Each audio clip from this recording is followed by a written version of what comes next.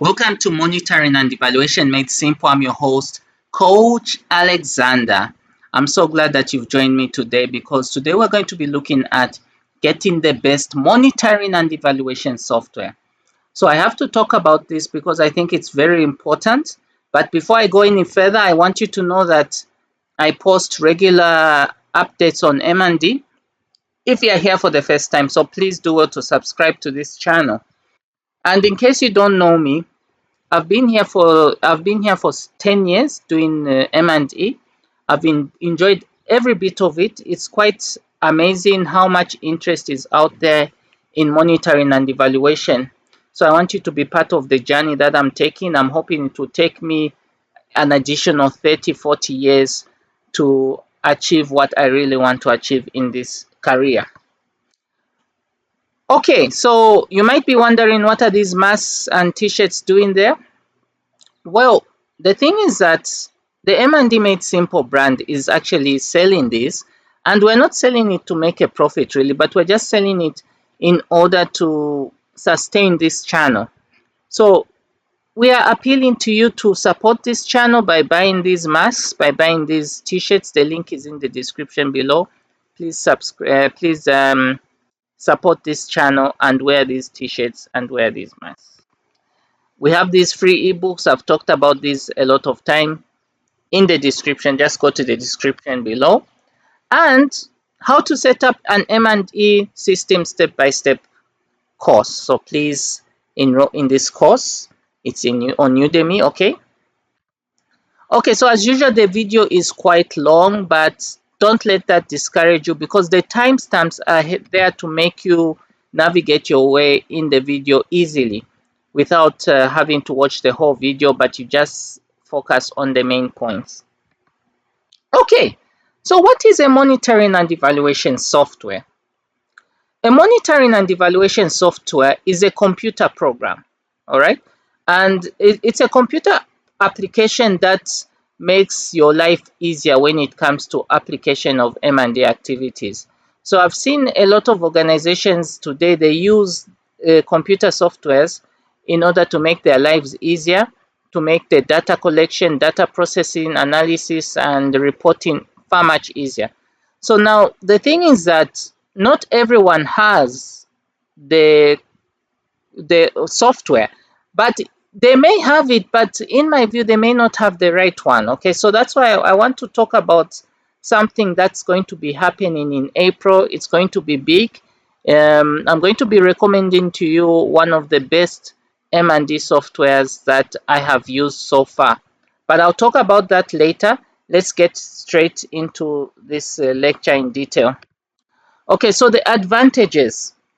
The key advantages, guys, is that the M&D softwares, the monitoring and evaluation softwares, improves on efficiency.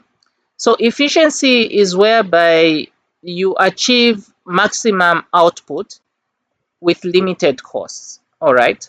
So really, that's what they do. They help you do this. And the way they do this is that in the long run, you find that actually the first time you're buying this software, it may seem like it's expensive, but to tell you the truth, there are other softwares which are quite very affordable. But the first time it may seem expensive for some, but in the long run, you find that it's actually cheaper because what these softwares do, they help you reduce errors, they help you improve on the time it takes to actually process this information.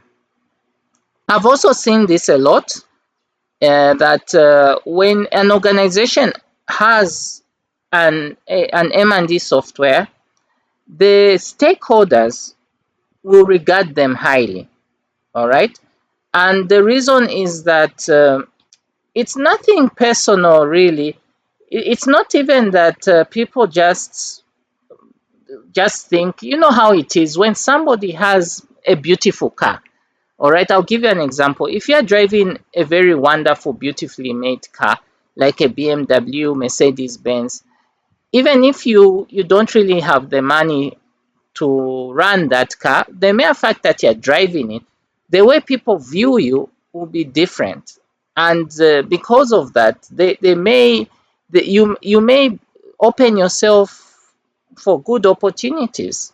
So it's the same with the M&D software. It can help cosmetically improve your image to stakeholders out there, and also it improves on coverage and surveillance. So the M&D software it's because many people, so it's so easy to integrate, it's so easy to monitor what is actually taking place on the ground. So for instance, you may employ field staff, and because those field staff, those field officers are somewhere very far from the office, and you need data from them. They don't need to send the data maybe using a courier. No, they don't. They can just use their tablets, or they can use their phones to send you the data. Okay.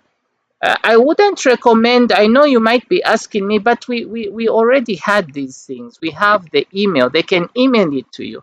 There are certain limitations about emails that you need to understand. One, the emails have a certain restriction on how much information you can upload. Okay. And because of that, you find that if you want to upload a big file on Yahoo or Gmail, it takes time. It takes really long. Sometimes they don't even allow you to do it.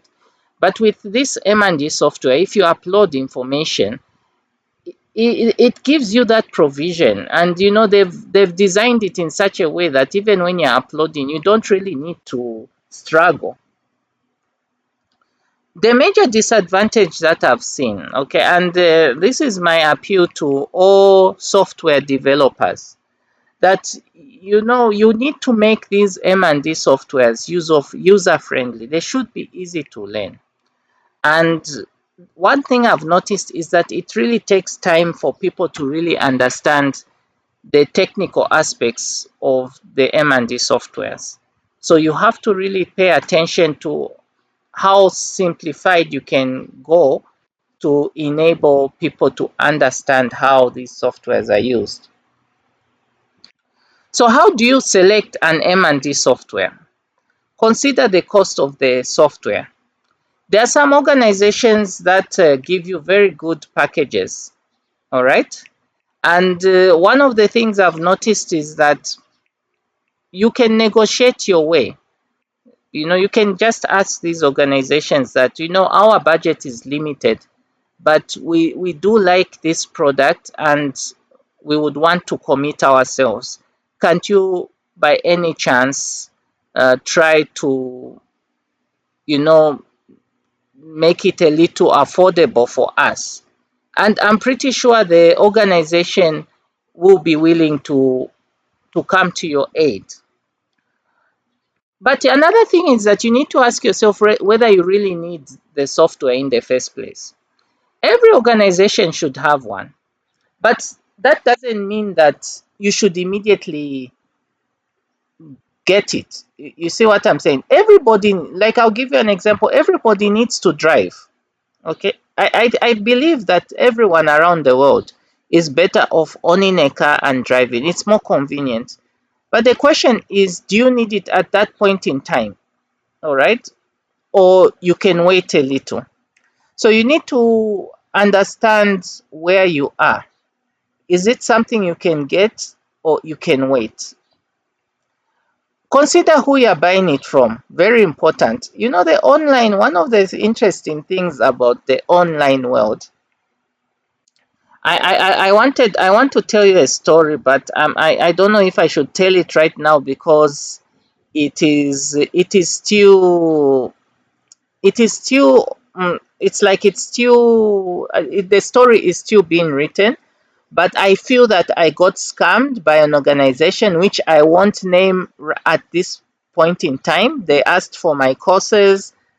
I gave them my courses, and they still haven't gotten back. But I'll talk about them later on if I indeed prove that they are scammers. So the thing is that the online world is full of scammers. Okay, it's full of profit makers. So what happens is that they may actually entice you to get their software. But in actual sense, they are not really giving you the full benefit, the full value of what you've invested in. Their customer service is poor.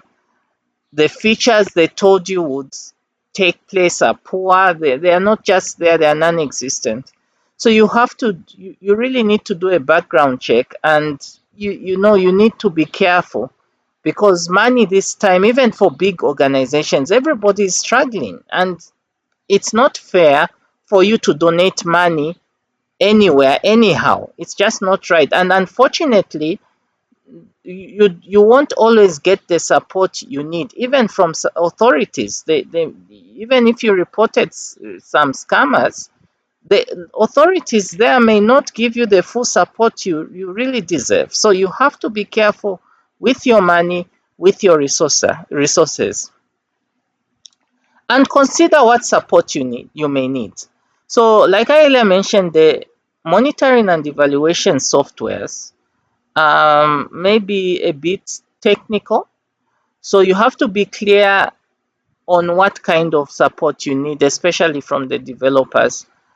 I like to recommend that if you get a software, let's say you buy a software from somewhere, the people that have given you that software, ask them whether they can give you the training. Okay, of course it may come at as an additional cost, but you need to be able to negotiate these things, because most of these softwares, in my view, most of these softwares are targeted to the non-governmental organizations, because these are the people who really use M&D softwares most of the time. I don't see M&D softwares being used in banks or anywhere else. It's usually in the NGOs. So I'm pretty sure that they'll understand where you're coming from. They'll understand that you have certain limitations. So you need to be able to negotiate on these issues.